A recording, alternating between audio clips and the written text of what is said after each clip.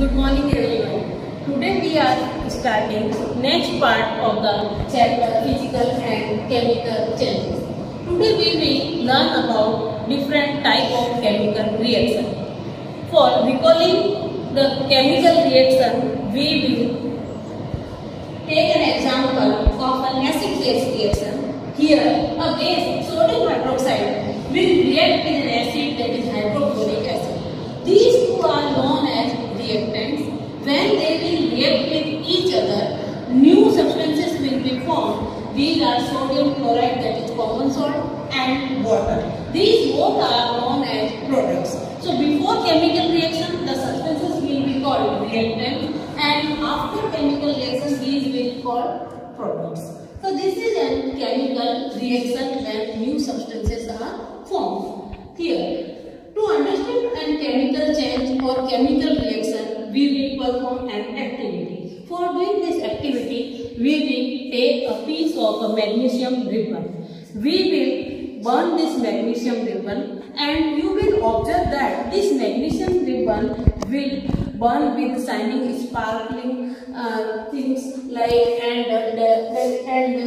this. After burning this magnesium compound with oxygen, it will form an white color as powder, that is called magnesium oxide. Here magnesium element will react with oxygen gas and it will form a new compound, that is called magnesium oxide. This is an example of a chemical change. Now we will take this magnesium oxide, that is white color as powder, in any petri dish or china dish, and we will add some water in it and try to dissolve in it, and when it will be mixed properly, this will form magnesium hydroxide. Now we will perform a litmus test on it, and we will observe that that blue color litmus paper will show no change in its color, that means it is not an acid, and the red colored litmus paper will change its color into blue, that means it is a base. So this activity proves that after burning magnesium ribbon in oxygen, a chemical change occurs. Now we will take different characteristics of the chemical reaction, that means after a chemical reaction what type of changes can occur in a reaction. First, change of color. For example, if you cut any fruits like apple, banana, etc., you will observe change in their color. So this also shows that chemical reactions are occur, because the enzyme present in the apple fruit, it will react with the oxygen when it will come in contact with air, and it will form a substance that is known as melanin, and the color change will occur there. Now in some chemical reaction, precipitate will also form, and this precipitate will settle down on the basis of that container, and this shows chemical change. In some reactions, gases will also be evolved. For example, when any metal react with any acid, for example zinc is a metal, it will react with hydrochloric acid, it will form zinc chloride, and hydrogen gas will be evolved. So evolution of gas is also an indication of a chemical reaction. Now generation of light and sound. As you know that at the time of Diwali festival, you also fire some firecrackers, and they will burst and light also produced. So light and sound both are produced in such cases. When this and in this reaction, as you saw that hydrogen gas is evolved. This hydrogen gas also burn with pop sound. So sound is also produced there when hydrogen gas will react with oxygen gas. Now, generation of characteristic smell. When different substances are formed, for example, in the reaction of esterification, in esterification a fruity smell will occur. So, generation of characteristic smell is also an indication of that chemical change is occurring. Now, changes in temperature. In some reaction, heat energy is absorbed, and in some reactions, heat energy is evolved. For example, while baking a cake, when the cake will be fluffy, heat energy will be absorbed there. But like combustion or burning anything, heat energy will be evolved there. Now, there are so many types of example in our surroundings of chemical changes, and most common example is rusting of iron. In our surroundings, at our home and at many places, you have observed the rusting. And rusting is a brownish substance, flaky type of substance which you can observe surrounding these iron objects. Now, how rusting of an iron occurs? When iron object come in contact with oxygen and moisture both simultaneously at the same time, then only rusting will occur. And this chemical reaction will occur that the iron object, in the presence of oxygen and water or moisture both, iron oxide or ferric oxide will be formed. This is chemical formula of rust.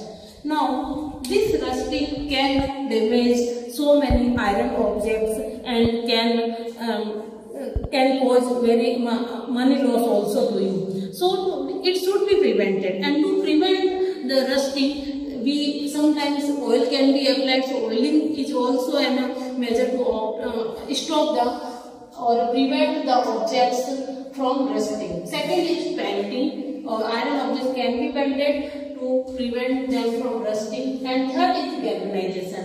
In galvanization, a thin layer of zinc is coated on iron objects which will prevent it from rusting. Now, how rusting occurs, it can be understood with the help of an activity. In this activity, we are taking 3 test tubes, A, B and C. In test tube A, in all these 3 test tubes, we have already kept the iron nails in it. In test tube A, we will take tap water and fill it like this. In test tube B, we will not add any water, but we will put a chemical that is known as calcium chloride. And this calcium chloride will make it anhydrous. It will absorb the moisture present in the test tube. Now, in the third test tube, we will put the boiled water or distilled water, and after that we will put some drops of oil on it, a layer of oil. And this is distilled water or boiled water. And here this is salt water. Now we will keep these 3 test tubes in the same position for 4 or 5 days. After that, we will observe that rust appears only on the iron nail which was kept in the test tube A. In test tube B and C, no rusting will be observed, because in test tube A, both air and water was available to this iron nail. The oxygen gas which was dissolved in the water was available to A. In B, no water was present and in the form of moisture, only oxygen was available to it. And in test tube C, though water was available, but oxygen was not there, because in distilled water, boiled water, all oxygen was given out, and this oil layer was preventing the oxygen mixing in this distilled water. In this manner, you can understand that for rusting, both oxygen and water are simultaneously or at the same time. Both these things are required. Now, another example of chemical reaction is browning of fruits. Already I have discussed earlier to you that when you cut the fruits, you will observe a different color change in it. So, browning of fruits is also an example of chemical reaction. Now, we will take another example of vinegar, and this vinegar you can find it in your kitchen also. This vinegar is actually 3 to 4% solution of acetic acid. This vinegar we will put in any plate or petri dish. You can also do this activity at your home. For doing this, you will take some vinegar, half spoonful in any plate or any dish, etc. And after that, you will add some sodium bicarbonate, that is baking soda, to it, and you have to add some water also. In the presence of water only, both these will react with each other, and when these will react, you will observe some bubbles coming out from that mixture.